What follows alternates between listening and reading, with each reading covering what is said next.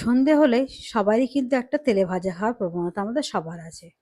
তাই বাড়িতে থাকা সামান্য উপকরণ দিয়ে একটা সুন্দর মুখরোচক কী করে তেলে ভাজা বাড়িতে বানিয়ে নেওয়া যায় সেটাই আসুন আজকে আমরা দেখি।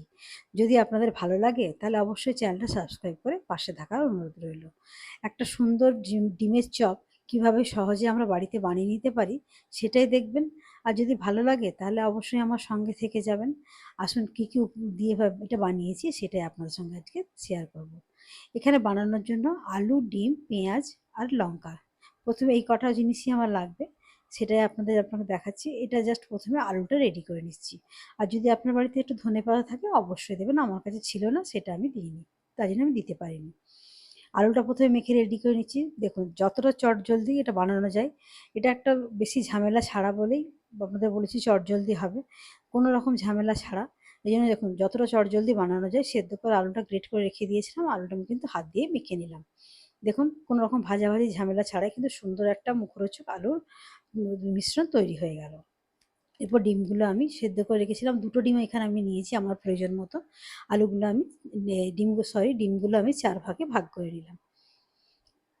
চাইলে আপনারা ডিমগুলো কিন্তু 2 পিসও করে নিতে পারেন, তবে 2 পিস করে নিলে খুব বেশি বড় হয়ে যায়, সেই জন্য আমি এখানে 4 ভাগ করে নিলাম। দিয়ে ওই যে আলুটা আমি মেখে রেখেছিলাম, সেই আলুটা থেকে পুরটা নিয়ে আমি একটু পাতলা পাতলা করে দিয়ে ডিমগুলো এর মধ্যে দিয়ে এটা চপটা গড়ে নেব। যতটা পারবেন পাতলা করে কোটিংটা দেওয়ার চেষ্টা করবেন, কেন ডিম যখন বেসনের ব্যাটারে চোবাবেন তখন অনেক বেশি বড় হয়ে যাবে, ওই জন্য চেষ্টা করবেন যতটা পারবেন পাতলা করে কোটিংটা দেবেন। এইভাবে আর একটা আপনাদের আমি দেখিয়ে দিচ্ছি। ওই একই রকমভাবে পাতলা করে কোটিংটা দিয়ে ডিমটা আমি কভার করে দিলাম। একই রকমভাবে প্রত্যেকটা তৈরি করে নিয়ে ফিরে আসছি। আমি যতটা আলু আমার মাখা হয়েছিল এর মধ্যে আমার 8 পিস হয়নি, 7 পিস হয়েছে, সেই জন্য আমি প্রত্যেকটা আমার করা হয়ে গেলে আসুন বেসনের ব্যাটারটা আমি বানিয়ে নিই। এখানে আমি 1 কাপ মতন বেসনের ব্যবহার আমি করেছি। এখানে আমি শুধু বেসনের ব্যবহারই করেছি, চালের গুঁড়ো বা কর্নফ্লাওয়ার অন্য কিচ্ছু ব্যবহার আমি করিনি। শুধু প্লেন যে ছোলার ডালের বেসনটা বাড়িতে থাকে সেই বেসনটাই আমি ব্যবহার করেছি। আপনারা চাইলে মটর ডালের বেসনও ব্যবহার করতে পারেন, আমার কাছে ছোলার ডালের বেসন ছিল সেটাই ব্যবহার করেছি। স্বাদ মতো নুন দিয়ে দিলাম।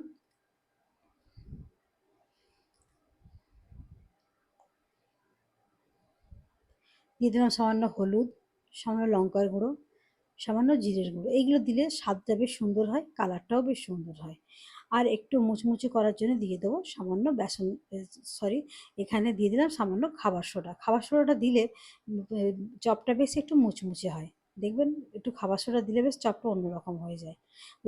শুকনো উপকরণগুলো ভালো করে একটু মিক্স করে নিলাম। একটু মিক্স করে নেওয়ার পর অল্প অল্প করে জল দিয়ে একটা ঘন ব্যাটার তৈরি করে নেবো। তবে এই ব্যাটারটা কিন্তু অনেকক্ষণ ধরে একটু বেশ ভালো করে মিনিট 5 ধরে একই ডিরেকশনে ফেটে দেবেন, যাতে সুন্দর মতো ব্যাটারটা তৈরি হয়। নাহলে কিন্তু ব্যাটারটা সুন্দর হবে না, চপগুলো আপনার সুন্দর হবে না। দেখুন আমার ফেটানো হয়ে গেছে সুন্দরভাবে, দেখেই বুঝতে পারছেন যে আমার একটা মসৃণ ব্যাটার তৈরি হয়ে গেছে। এরপর একটা একটা করে চপ এর মধ্যে ডুবিয়ে আমি তেল গরম করতে দিয়েই রেখে দিয়েছি অলরেডি, সেখানে আমি একটা একটা করে মিডিয়াম আঁচে ভেজে নেব। খুব বেশি হাই হিটে ভাজবেন না, তাহলে জিনিসগুলো কিন্তু পুড়ে যাবে। আমার তেল কিন্তু গরম ছিল, আমি ওই তেলের মধ্যে অল্প অল্প করে দিয়ে ভেজে নিচ্ছি।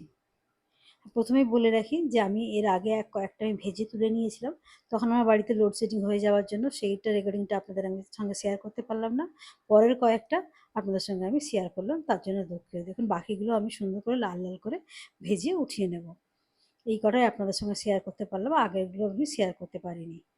দেখুন আমার পরিবেশের জন্য খুব সম্পূর্ণভাবে রেডি হয়ে গেছে। এগুলো আমি পরিবেশন করে দেবো। তাহলে এভাবে আপনারা বানিয়ে খান, কমেন্ট সেকশনে জানাবেন কেমন লাগলো। ভালো লাগলে লাইক শেয়ার করবেন, জিজ্ঞাসা থাকলে কমেন্ট করবেন। আপনারা ভালো থাকবেন, সুস্থ থাকবেন। ফিরে আসবো অন্য কোনো দিন অন্য কোনো রেসিপি নিয়ে। নমস্কার।